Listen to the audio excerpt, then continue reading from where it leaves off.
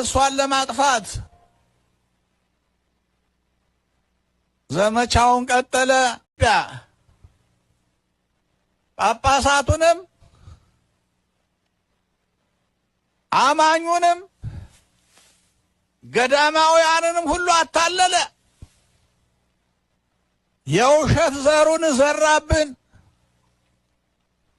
ኢትዮጵያ ኢትዮጵያ ኢትዮጵያ ሲል እውነት መስሎን ሁላችንም ተከተልነው።